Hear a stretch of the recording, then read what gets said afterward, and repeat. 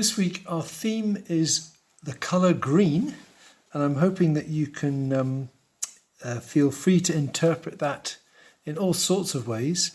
And I'm going to begin really by trying to say something useful about green, about different sorts of green, mixing green, using green.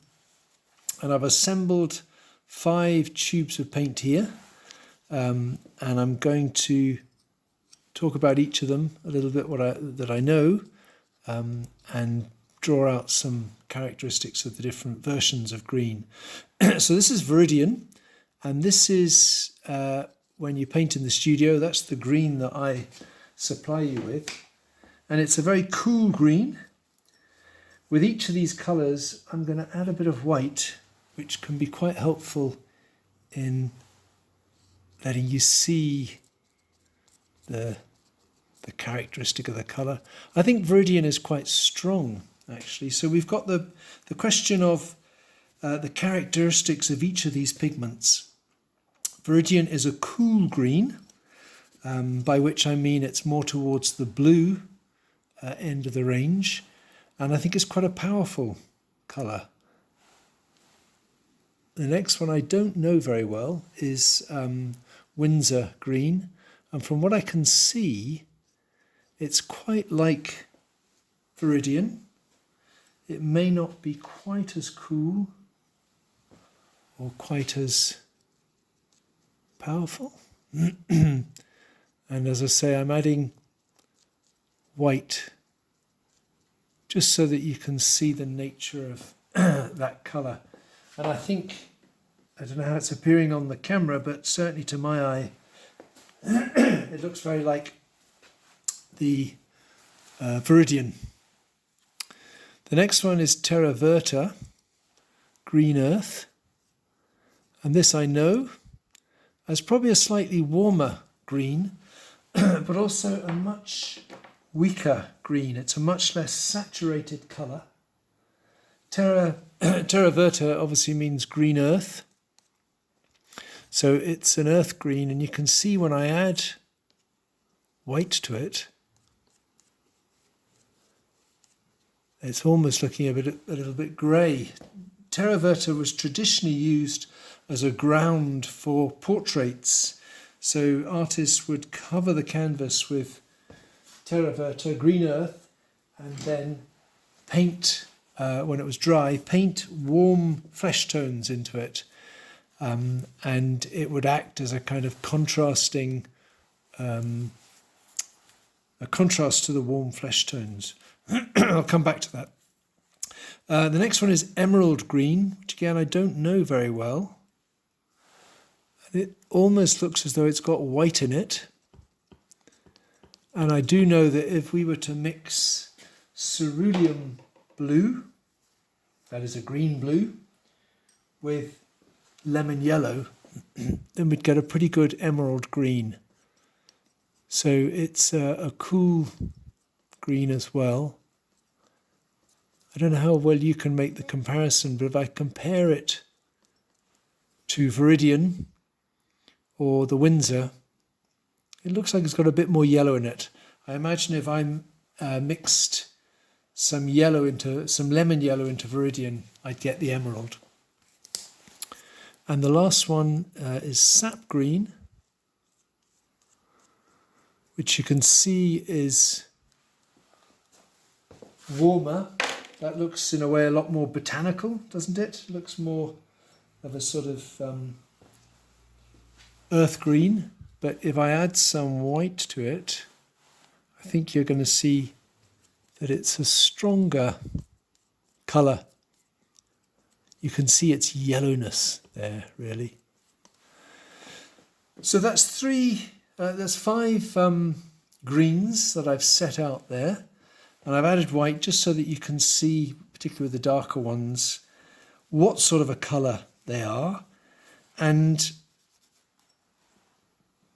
think, this is intended to help you think in terms of, are they cool?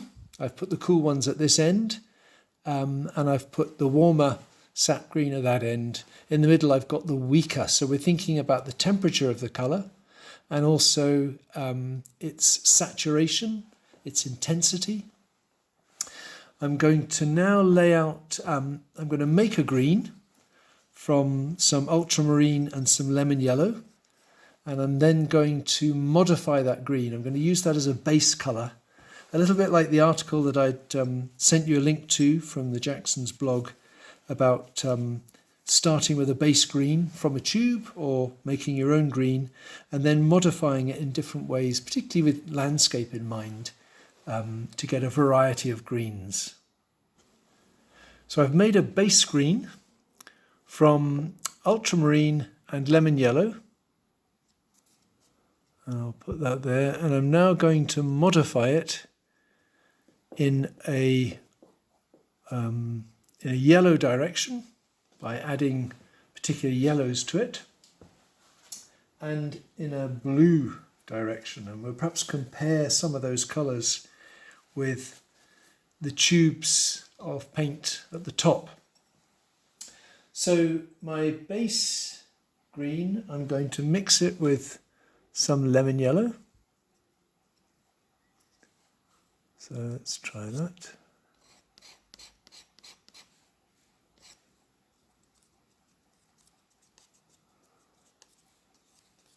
And that's getting yellower, but it's still what I would call a cooler yellow-green. I could mix it with cadmium yellow.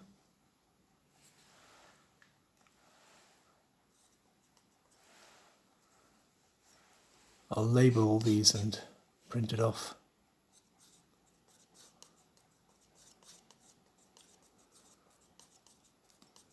And that's giving me a warmer green. I hope that's coming out well. I should probably add white to these so you can see exactly the colour. But I think we're heading in the direction of the sap green up at the top. And I've got one more yellow, which we've come to know, the yellow ochre. And if I add some of my base green to that,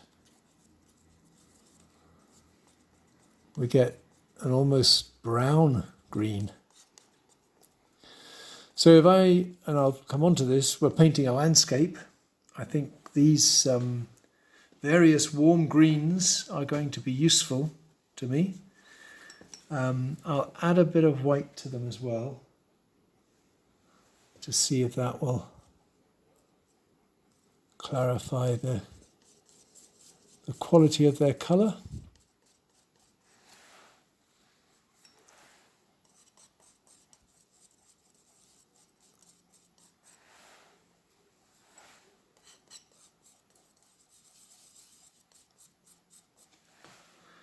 And then on the other side, I was going to mix my base green with a couple of blues. Again, I'm staying with the colours that we have tended to use in the studio. So there's my cerulean blue. And if I add some of my base green to it, I want a bit more.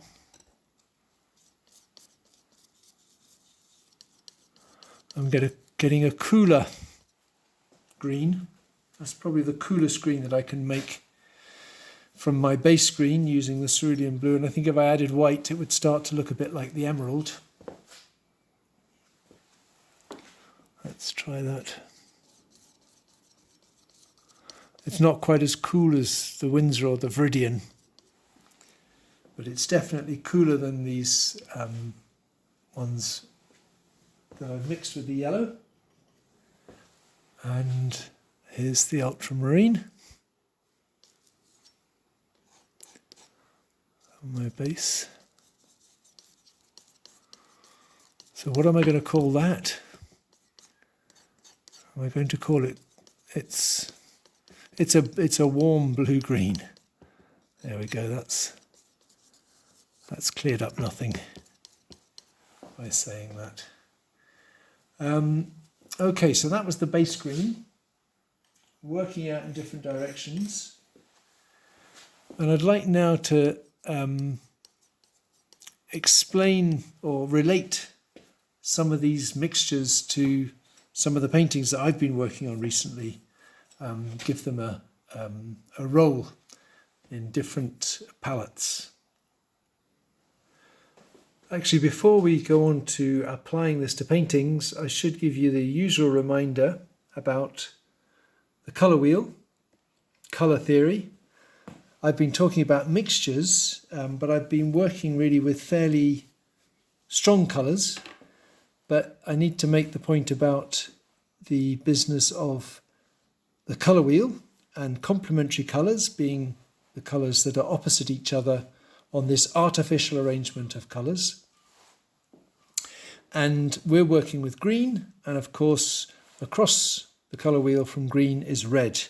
So the complementary colour of green is red, and as I'll have said this to many of you often before, these colours that we use in the studio, Viridian green and alizarin crimson, are actually exact opposites. And the two things we know about complementary colours is that when we mix them together, they cancel each other out. There are two things to know. The first is mixed together, they cancel each other out or neutralise each other. So if I take some of my Viridian to the middle to meet my alizarin, what we get with alizarin and Viridian is a pretty good black, a cool black. Now, applying this to paintings, it may be that I don't want such a strong green as my Viridian, and the quickest way that I can reduce the amount of colour in that green is adding a bit of its opposite red. So I may not be after a black, but I might want a slightly less saturated version of the green. Now, I appreciate you can hardly see that because it's all very dark. So let's try adding a little bit of white along the way so that you can see. So if I add white to the mix to the black, I think you can see there that's a pretty good grey.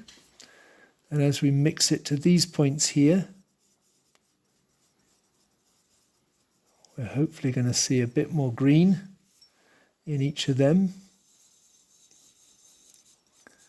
So you can see there's a grading from the most saturated Viridian out here to a gradually greying or neutralised green-grey in the middle. And I could do the same in the other direction with the reds. So the green neutralises the red neutralises the green. And that's something that I'll be looking at. We could just very quickly do it up here, I suppose. But I'll be looking at that in some of the colours. In the paintings I want to just show you. So with the lemon yellow, we've got something very cool and yellow. But I could also, if I'm looking for colours for my landscape, I could start to add a little red to any of these in order to still have a green, but not quite such a strong green.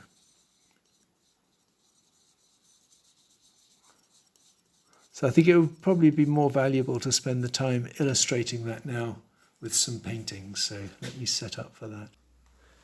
So I'm acutely aware that the colour on the camera isn't very good quality really, but I wanted to just put some of the things I've been saying about mixing colour, bright colour, saturated colour, neutralised colour, warm and cool colours into some context by looking at some paintings. So I do a lot of paintings of figures in the water, and the mixture I've just been talking about, working with Viridian and neutralising it with alizarin, its complementary opposite, is actually the way in which I'm able to make some of the greens of the sea and also some of the lighter whites or off-whites of the surf, the spray, and within a painting like this, obviously I've got some areas where I'm working with a just slightly neutralized Viridian. Some of these lighter colors are probably achieved like that. So that's a cool green grey.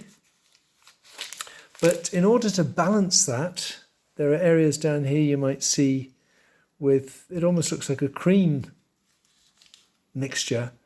And for those effectively warm Viridians, I'm mixing Viridian with some burnt umber.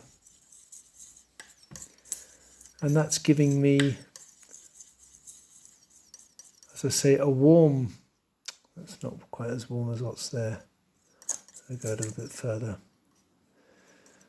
So I'm planning next month to talk about warm and cool. A little bit, some trepidation about that because it gets terribly confusing. But this is a good example of it because what we're dealing with, the greens in this seawater, are all based on Viridian, which is a cool green, so it's a blue-green. But within those mixtures that I've made, some by adding the alizarin, I'm making it a little bit less colourful, a bit less saturated, but still cool. But in order to get some depth and variety, or some depth of colour, I've also made some Viridian which has been both neutralised and warmed up with the burnt umber. So these colours are very close, the way they would be, you know, in life, in the sea and so on. But because one is a cooler neutral green and the other is a warmer neutral green, they contrast with each other and they add some depth of colour. In a different subject matter, working more with landscape and, I suppose, botanical greens, here what I've been using is a mixture of ultramarine and cadmium yellow. So I'm after a yellow green rather than the blue green that I had in the seawater, but also not a strong green. So the cadmium yellow is a warm yellow and the cadmium blue is a warm blue. That's the mixture I get, and it's still a little bit too strong for my painting.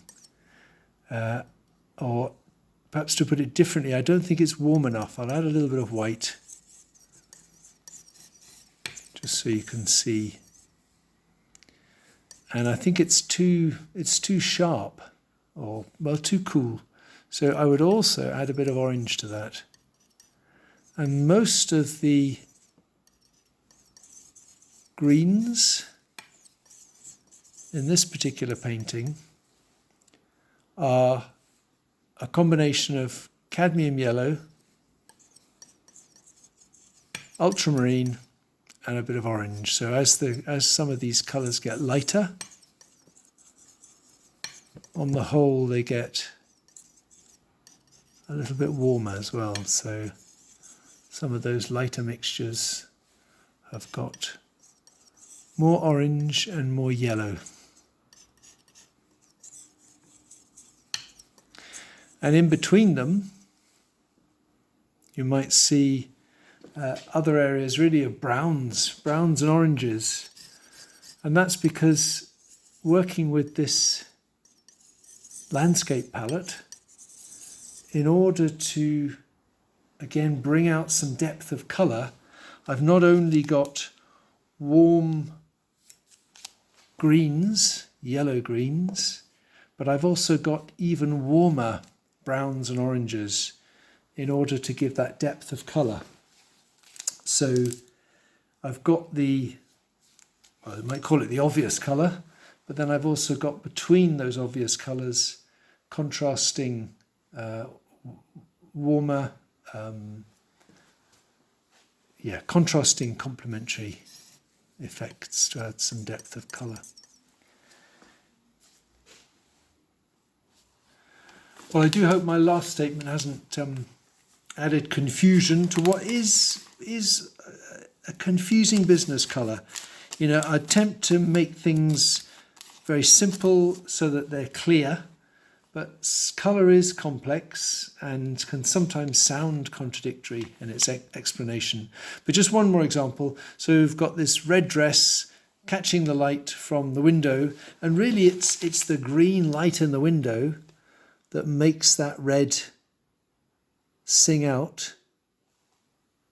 I don't know if I cover it up, and I might be casting a shadow as well, but I was working with, as I'd shown you for some of the other, for the more botanical greens, working with the ultramarine and the cadmium yellow and making some of these warm yellow greens to go, that could be even yellower, to go in the window. Probably a little bit of orange as well, actually.